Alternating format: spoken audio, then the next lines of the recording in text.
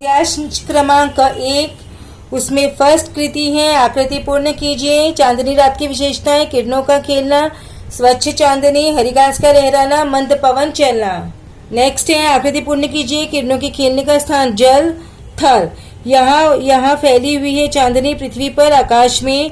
धरती खुशी व्यक्त करती है हरी घास की नोकों से, जिससे पेड़ तेज गति से इधर से उधर झुकते हैं झोंके से। पद्यांश में आया सौरमंडल का प्रसिद्ध ग्रह पृथ्वी। देन सुंदर कहा गया है जिसे वह चंद्र। देन समानार्थी शब्द चंद्र शशि, पवन हवा, तृणो तृण, नोको नोक। देन पद्यांश के आरंभ की 4 पंक्तियों का सरल अर्थ 25 से 30 शब्दों में लिखिए।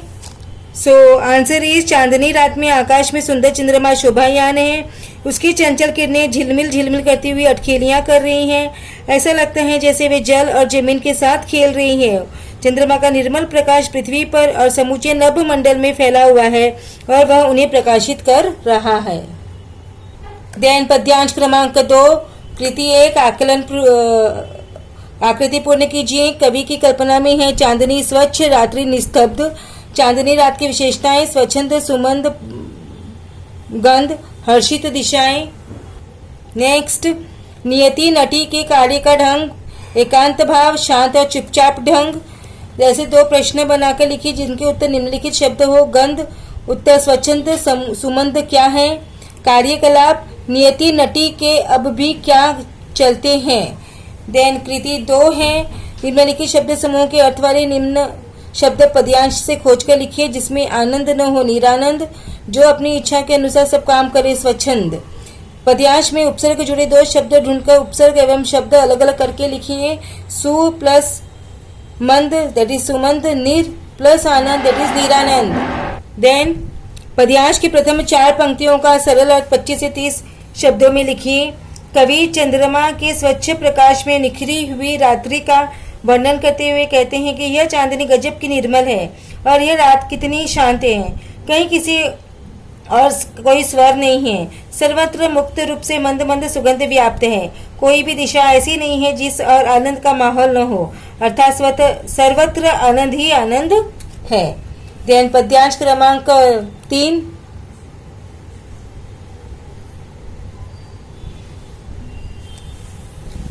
सो फर्स्ट इज तारों के उदित और अस्त होने के बारे में कवि की कल्पना।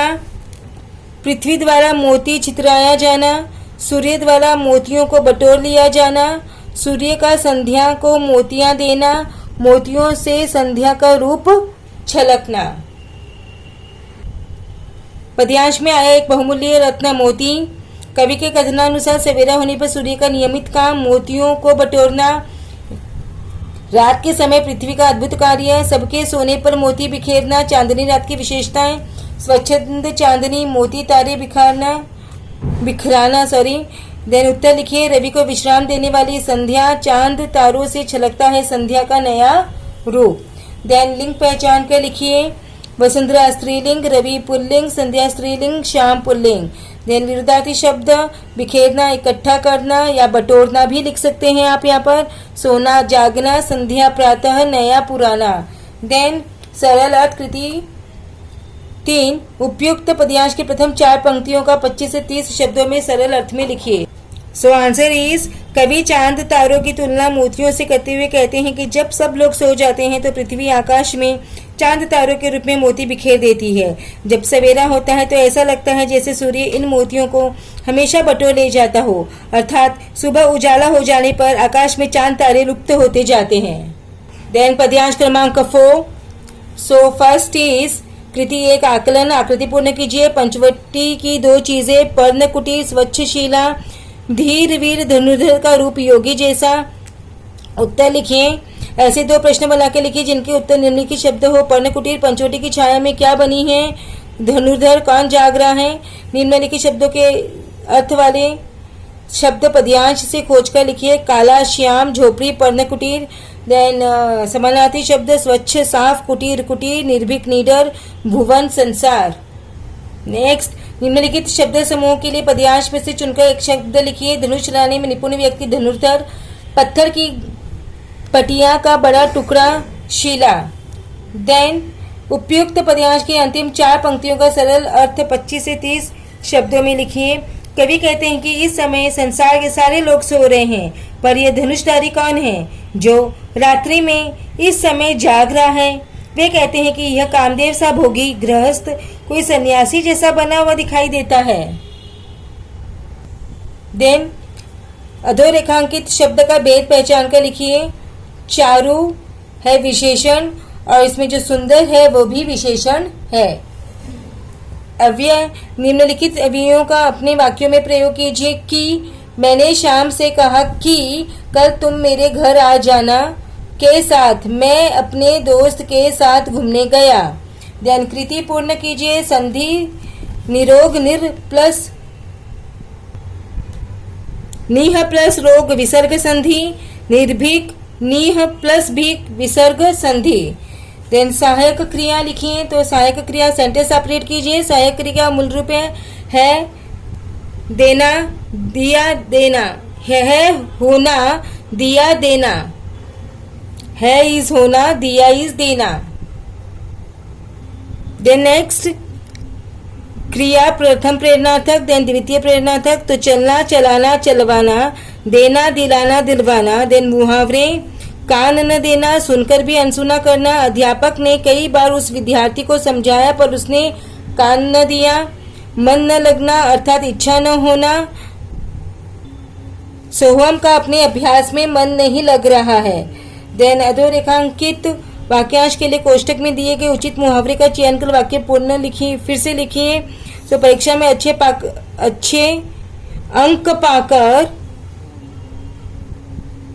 पुनीत फूला न समाया। देन निम्नलिखित वाक्यों में से प्रयुक्त कारक पहचान कर उनके भेद लिखिए। सो चंद्र की संबंध वाचक और संध्या को संप्रदान कारक, संबंध कारक एंड संप्रदान कारक।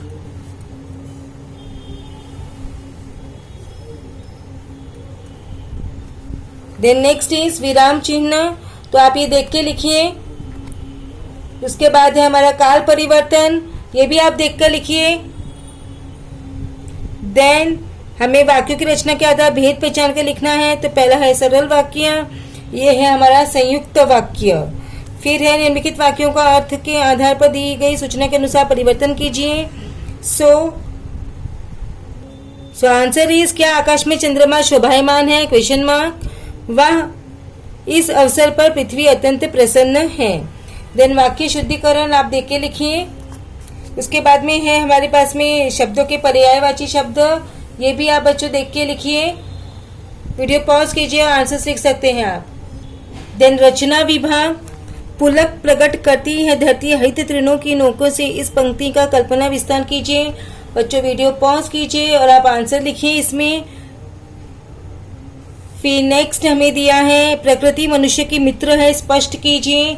सो इसे भी आप वीडियो पॉज करके आंसर लिखिए। तो इसी के साथ में हमने पोएम 1 के वर्कबुक के क्वेश्चन आंसर्स फिनिश किए। नेक्स्ट वीडियो में हम करेंगे चैप्टर 2 बिल्ली का बिलुंगड़ा के क्वेश्चन आंसर्स। तब तक take care and keep watching Vandana's tutorial. मिलते हैं नेक्स्ट वीडियो में।